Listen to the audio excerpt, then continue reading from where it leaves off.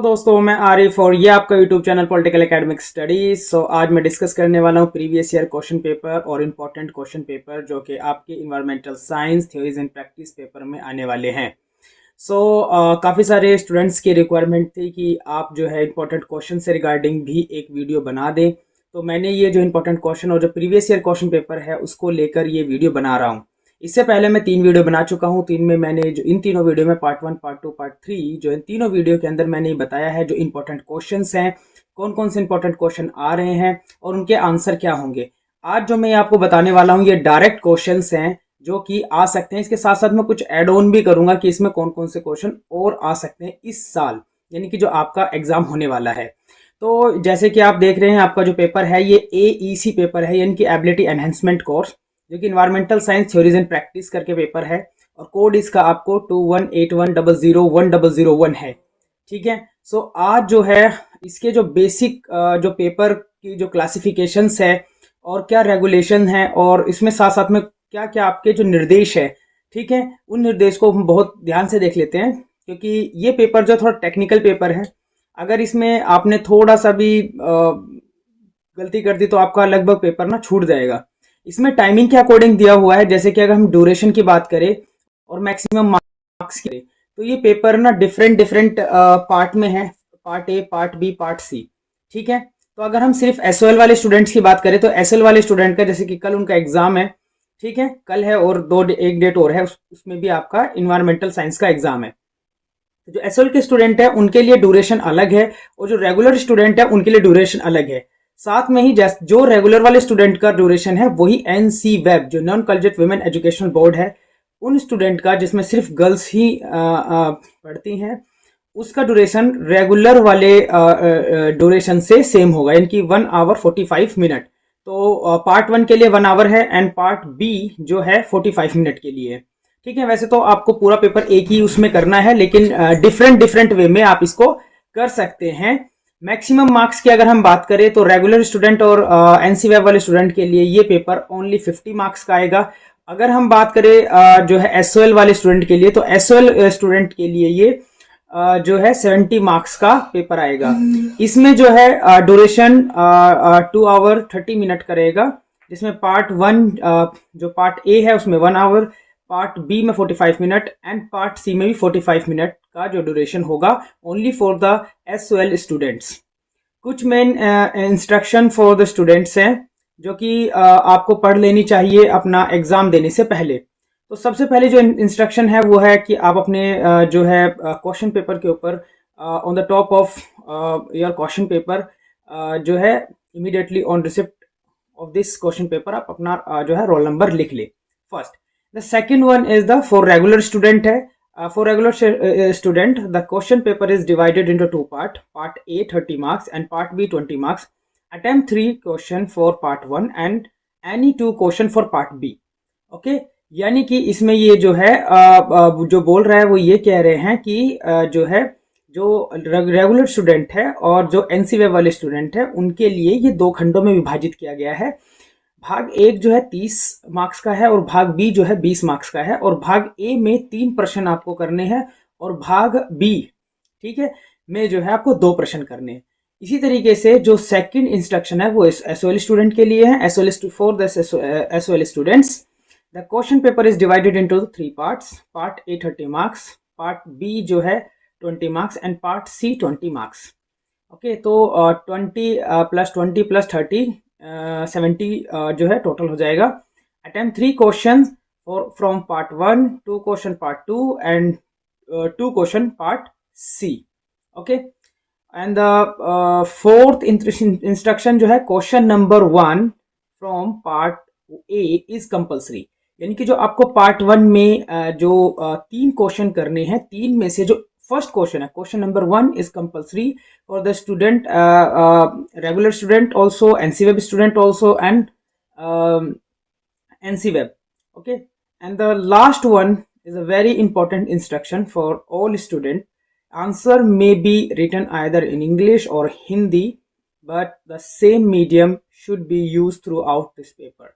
यानी कि आप अपना जो एग्जाम लिखेंगे चाहे आपका मीडियम हिंदी हो या आपका मीडियम इंग्लिश हो, आप हिंदी मीडियम से हैं और इंग्लिश में लिखना चाहते हैं तो पूरा एग्जाम आप हिंदी में या पूरा एग्जाम आप इंग्लिश में लिख सकते हैं, कोई रिस्ट्रिक्शन नहीं है, ठीक है। लेकिन आप ये नहीं करेंगे कि आपने एक एग्जाम जो है वो लिख लिया किसमें, हिंदी में, एक क्वेश्चन एग्जाम का, और दूसरा क्वेश्चन आपने लिख लिया इंग्लिश में, एक क्वेश्चन इंग्लिश में दूसरा हिंदी में, ऐसा तो नहीं चलेगा, ठीक है। चाहे तो आपको देना है पूरा एग्जाम इंग्लिश में दे, या देना है तो पूरा एग्जाम हिंदी में दे, ऐसा ना करे कि एक एक क्वेश्चन हिंदी में एक क्वेश्चन इंग्लिश में, ठीक है। आपको नहीं आता था, जैसे काफी सारे स्टूडेंट जो है ऑन द स्पॉट जब मैं एग्जाम ड्यूटी में होता हूँ तो ये पूछते हैं सर मुझे ये इसका आंसर ना हिंदी में आता है, वो इंग्लिश मीडियम के स्टूडेंट होते हैं कि सर इसका हम आंसर जो हिंदी में लिख सकते हैं। वो ऑलरेडी 4 क्वेश्चन इंग्लिश में अटेम्प्ट कर चुके होते हैं और 5वां क्वेश्चन जो है बोलते हैं कि सर ये कर सकते हैं, नहीं कर सकते, तो वो अलाउ है ही नहीं, क्योंकि इसमें सीधा लिखा हुआ है कि जो है द आंसर में बी रिटन आइदर हिंदी या English, but the same medium should be use through out the paper, यानी कि आपको एक ही माध्यम का इस्तेमाल करना है, चाहे वह माध्यम जो है हिंदी हो या वह माध्यम अंग्रेजी हो, ठीक है। तो सबसे पहले हम बात करेंगे पार्ट ए की। ये कंपल्सरी है, मैंडेटरी है, mandatory attempt any 2 question out of remind 3 question. तो first is mandatory and the 3 जो है ऑप्शनल है, उसमें से आप कोई भी 2 कर सकते हैं। प्रश्न संख्या 1 अनिवार्य है, शेष 3 प्रश्नों में से किन्हीं 2 का उत्तर दीजिए। तो जो प्रश्न 1 है वो 10 मार्क्स का आएगा आपका, और 10 मार्क्स में से जो है आपको 25 वर्ड के आपको जो है डिफाइन करने के लिए, एक्सप्लेन करने के लिए कुछ वर्ड दिए जाएंगे। तो यहाँ पर कुछ वर्ड्स है, जैसे कि ये बायोस्फेयर है, ग्रेट इंडियन है, फिर इसके बाद है जो मेडिसिन प्लांट है, बायोमास है, कोरल रीफ है, ठीक है। इसी को अगर हम हिंदी में देख ले तो हिंदी में भी यह है मूंग की चट्टाने हो गया, फिर जैविक स्रोत है, औषधि पौधे हैं, सोन, चचेरिया और जीवमंडल, ठीक है। ये कुछ वर्ड है, ये लगभग हर चैप्टर से एक जो है वर्ड दिया हुआ है। इस तरीके से जैसे कि मैंने अपने पार्ट 3 वाली वीडियो के अंदर कुछ इंपॉर्टेंट्स जो है एब्रीवेशंस बताई थी, कुछ इंपॉर्टेंट्स परिभाषाएं जो बताई थी, ग्रोसरीज, तो आप उनको देख ले एक बार। उसी में से लगभग ये पूछी जाती है, जैसे कि अगर जीवमंडल है या फिर सौरमंडल है, कुछ भी आपसे पूछ लिया जा सकता है जो वर्डिंग है। लेकिन कुछ इसमें ध्यान रखना है कि आपको 2 लाइन के अंदर इसका आंसर दे देना, 2 या 3 लाइन के अंदर। इसको बहुत बड़े पैराग्राफ में नहीं लिखना है कि आपको आधा ही पेज भरना है।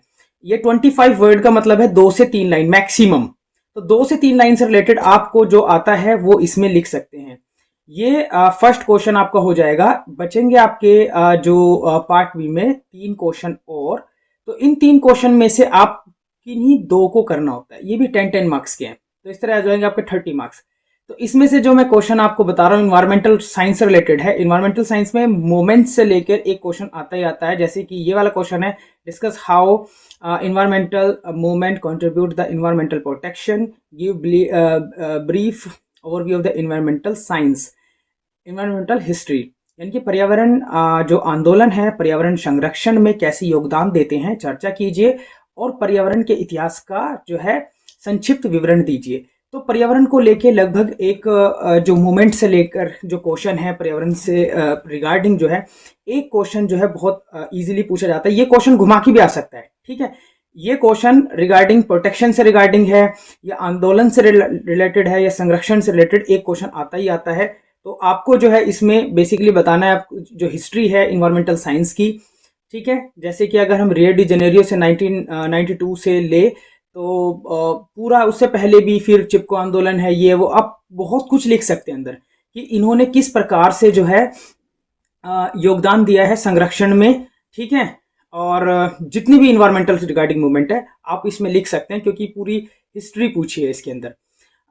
थर्ड क्वेश्चन है कि what are the causes and effects of the pollution in the rural ecosystem and suggest measure of control of pollution in the same, यानी कि जो ग्रामीण पारिस्थितिकी तंत्र है में प्रदूषण के कारण और प्रभाव। तो प्रदूषण से रिलेटेड जैसे कि आप अभी भी देख रहे हैं दिल्ली में भी, दिल्ली है तो ये तो एक जो है अर्बन एरिया हो गया, लेकिन रूरल एरिया, तो बहुत सी बार ये क्वेश्चन जो है रूरल एरिया से आ जाता है, बहुत सी बार ये अर्बन एरिया, ग्रामीण या शहरी क्षेत्र, ठीक है। प्रदूषण नियंत्रण के लिए क्या क्या उपाय हो सकते हैं, इसको हम जो है जिस तरह की मैंने क्वेश्चन पार्ट 3 वीडियो का जो है उसमें इसका पूरा आंसर मैंने बताया है। इसी तरीके से question number 4 is discuss about the socio economic effect of mining operation and how they affect the quality of our air, land and water resources. तो जो नेचुरल रिसोर्सेज वाला चैप्टर है जो मैंने पूरी तरीके से करवाया है, उसमें नेचुरल रिसोर्सेज के अंदर एयर, लैंड एंड वाटर तीनों चैप्टर अलग है। तीनों चैप्टर में से ये तीनों चैप्टर को इकट्ठा करके इसमें क्वेश्चन एक पूछ लिया गया कि खनन कार्यों में सामाजिक आर्थिक प्रभाव और वे हमारी जो वायु है, भूमि है एवं जल है, ठीक है, उन संसाधनों की गुणवत्ता को कैसे प्रभावित करते हैं, उसके बारे में चर्चा कीजिए। तो ये जो पार्ट 3 है, तो इस तरीके का जो पार्ट 3 वाली वीडियो है, एक बार आप वो जरूर देख ले इस क्वेश्चन के लिए, क्योंकि उसमें मैंने पूरा आंसर बताया है कि किस तरीके से आपको ये चैप्टर और उस चैप्टर के इंपॉर्टेंट क्वेश्चन सेम यही क्वेश्चन एक मैंने उसमें बताया था कि किस तरीके से आपको करना है। इस तरीके से आ जाता है part 2, attempt any 2 question out of 3 में से आपको है ना कोई भी 2 क्वेश्चन अटेम्प्ट करने हैं।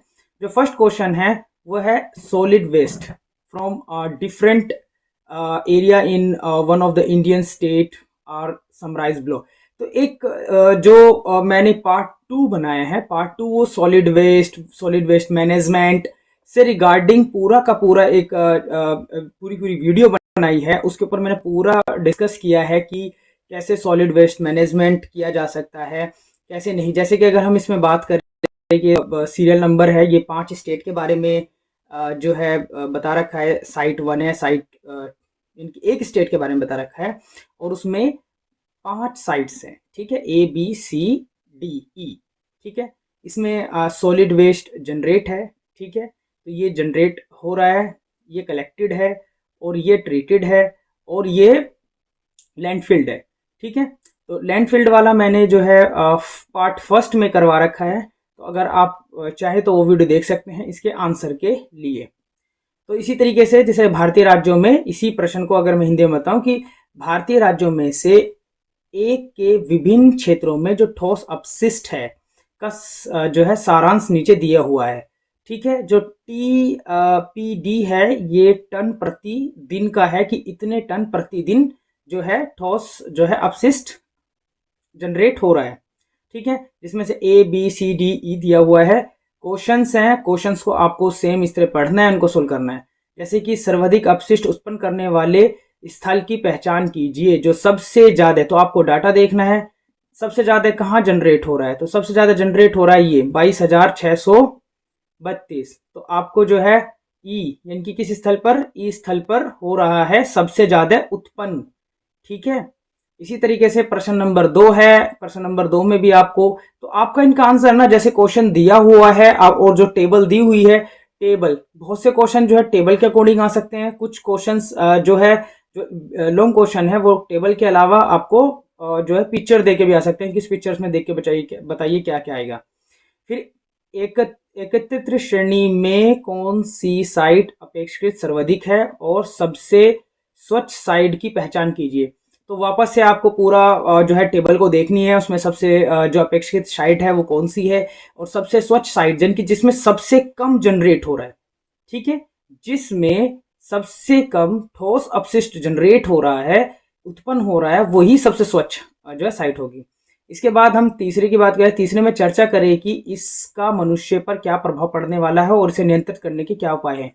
ये आपको खुद उपाय देने हैं, खुद ये बताना है कि हम जो है इन सब ठोस अपशिष्टों के कारण किस प्रकार हमारे जीवन के ऊपर प्रभाव पड़ रहा है और आपको इसको नियंत्रण किस प्रकार से किया जा सकता है।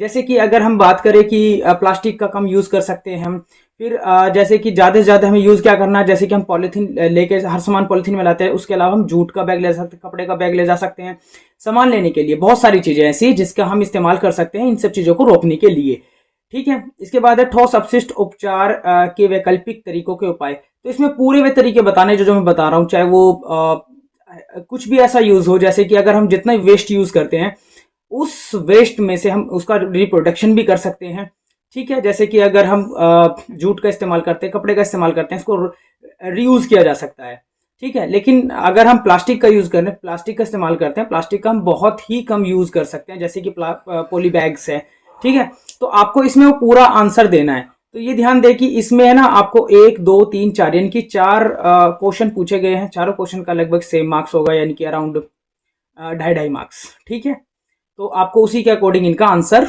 देना है। इसके बाद था क्वेश्चन नंबर 6। क्वेश्चन नंबर 6 भी एक टेबल है। टेबल में भी बताया गया, the table below provided two different type of ecosystem in India. India के डिफरेंट इकोसिस्टम के बारे में बताया, and the along with unique characteristics and associate threats. ठीक है, तो इसमें जो है बताया जैसे कि ये टुंड्रा है, ये फॉरेस्ट है, ये ग्रासलैंड है, डेजर्ट है, एंड एक्वेटिक है। ठीक है, एक्वेटिक मतलब जो समुद्री वगैरह। ठीक है, फिर इसका एरिया दिया है। जो टुंड्रा है वो ये कहाँ पर है, लद्दाख में है। फॉरेस्ट जो है ये आपका वेस्टर्न घाट्स में है। ग्रासलैंड आपका काजीरंगा में है।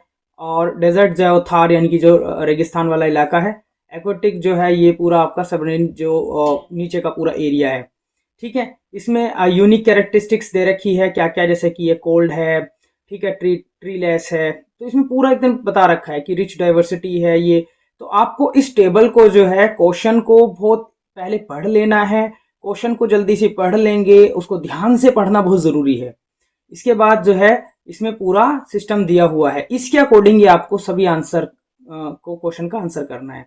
ठीक है, जैसे कि टुंड्रा लद्दाख है, वहाँ पर ठंड है, पेड़ नहीं है, फॉर्मोफास्ट है, कम उगने वाली वनस्पतियाँ हैं, और जो धमकियाँ हैं उसकी वो क्या है, जलवायु परिवर्तन है, और बुनियादी ढांचे का विकास। अब हम इसके कुछ प्रश्नों पर ध्यान दे लेते हैं। प्रश्न जो है वो उपलब्ध कराए गए डेटा के आधार पर है। जैसे कि अगर हम लद्दाख वाला जो क्वेश्चन आएगा, लद्दाख वाले क्वेश्चन में लद्दाख में टुंड्रा जो पारिस्थितिकी तंत्र है और सुंदर वन में जलीय जो पारिस्थितिकी तंत्र के सामने आने वाले खतरों के प्रकारों की तुलना कीजिए। तो वो खतरे जो है धमकी यानी कि उसको आपको बता देना है। फिर इसी तरीके से पश्चिमी घाट में जो वन पारिस्थितिकी तंत्र है उसके तत्काल संरक्षण पर ध्यान देने लिए कौन कौन सी बातें हैं। तो इसमें मैक्सिमम जो है आप अपने नॉलेज से आंसर लिख सकते हैं, जो कि टेबल में जो डाटा दिया हुआ उसके अकॉर्डिंग। इनकी टेबल में जो डाटा दिया हुआ उस टेबल को ही आपको अपने नॉलेज में लाकर उससे लिखना है। ठीक है, इससे ये नहीं कि आपको कुछ आंसर आता है वही लिख दे, नहीं, टेबल का भी इस्तेमाल करना है आपको। टेबल में जो डाटा दिया हुआ है उसको जरूर से इस्तेमाल कर ले। 7th क्वेश्चन है, ये भी सेम एक टेबल दी हुई है और उस टेबल में जो है बताया गया है। ठीक है, ये जो टेबल है इसमें जो है CO2, LOCA के फिर उसकी जो किस तरीके से विकास दर बढ़ रही है, किस तरीके से हो रहा है, ये सब बताया गया। ये जो अभी तक मैंने बताया पार्ट 1, पार्ट ए और पार्ट बी। पार्ट ए और पार्ट बी सिर्फ और सिर्फ only for the regular and NC web students, and this is the part C for the SOL student. Attempt any 2 question out of the 3। ठीक है, यानी कि केवल SOL छात्रों के लिए है ये। 3 में से किन्हीं 2 प्रश्नों के उत्तर आपको देने हैं।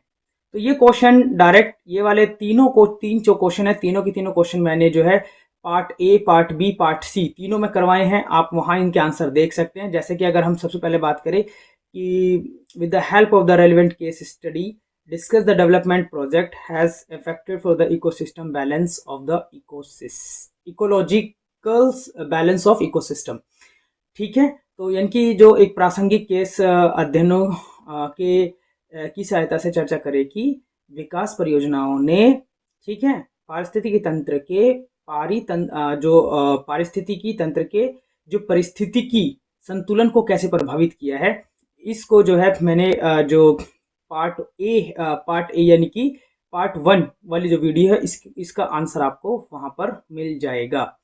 ये पार्ट 1, पार्ट 2, पार्ट 3 तीनों जो वीडियो है उनका लिंक जो मैं डिस्क्रिप्शन में दे दूंगा। वैसे भी आप मेरे चैनल पर डायरेक्ट विजिट करके देख सकते हैं। क्वेश्चन नंबर 9 है। क्वेश्चन नंबर 9 है, discuss the problem and the challenges of the hazardous waste management in India. ये पार्ट 2 की जो वीडियो है उसमें पूरे में मैंने यही डिस्कस किया है कि भारत में जो खतरनाक अपशिष्ट प्रबंधन के सामने जो चुनौतियां हैं इसमें आपको वो लिख देना है। और एक जो मैंने उसमें केस स्टडी करवाई है इंदौर वाली, ठीक है, वर्ल्ड वाइड फेमस है इंदौर वाली केस स्टडी, वो आपको इसके अंदर लिख देनी है। और दो तीन जो इसमें क्या क्या खतरे हैं वो मैंने पार्ट 2 जो है, ठीक है, पार्ट 2 है उसके अंदर पूरा का पूरा मैंने ये बताया कि क्या क्या खतरे हैं और उनकी उन समस्याओं को लेकर, उन चुनौतियों को लेकर, और फिर इसका समाधान भी किस प्रकार से हो सकता है, इसमें आपको पूरा देना, क्योंकि 10 मार्क्स का क्वेश्चन है, इसको आप इजीली लिख सकते हैं। कुछ स्टूडेंट का जो मैं व्हाट्सएप पे उसे इंस्टा पे, व्हाट्सएप पे और जो चैट्स में आता रहता है कि सर इतने मार्क्स का क्वेश्चन है, 10 मार्क्स का कितना लिखे, 2 मार्क्स का कितना लिखे, 1 मार्क्स का कितना लिखे। तो 1 मार्क्स का क्वेश्चन अगर आ रहा है और वो fill in the blanks type का आ रहा है, तो fill in the blanks just fill करो उसको, छुट्टी। इतना एक वर्ड का एक वर्ड लिखना है। ट्रू और फॉल आ रहा है तो चाहे तो ट्रू होगा या फॉल होगा, ठीक है, फॉल्स होगा, करो। 1 नंबर में ये इस टाइप के आएंगे। 2 नंबर में अगर क्वेश्चन आ रहा है तो 2 लाइन कम से कम लिखो उसमें, यानी कि 25 वर्डिंग का। इसके अलावा 3 मार्क्स का, 4 मार्क्स का आ रहा है तो उसमें भी आप 1 पेज लिख दे काफी है। लेकिन अगर जो है 10 मार्क्स का एक क्वेश्चन है, लेंथी क्वेश्चन है, एक ही क्वेश्चन अगर पूछा है तो कम से कम 3 पेज का, 4 पेज में थोड़ा सा डिस्क्राइब करे उस चीज को, ठीक है। यानी कि क्वालिटी और क्वांटिटी दोनों ही ध्यान में रखनी है। ये नहीं रखना है कि सिर्फ और सिर्फ क्वालिटी का ध्यान रखेंगे हम, नहीं, क्वालिटी के साथ क्वांटिटी भी ध्यान में रखनी है। कम से कम 3-4 पेज कम से कम लिखने हैं। ज्यादा अगर आपकी स्पीड अच्छी है तो और ज्यादा भी लिख सकते हैं। और टाइम मैनेजमेंट बहुत जरूरी है, क्योंकि ये जो पेपर है थोड़ा लेंथी पेपर आता है, बड़ा पेपर आता है, ठीक है। इसमें आपको क्वेश्चंस रीड करने में, फिर उसको समझने में भी टाइम लगता है, ठीक है।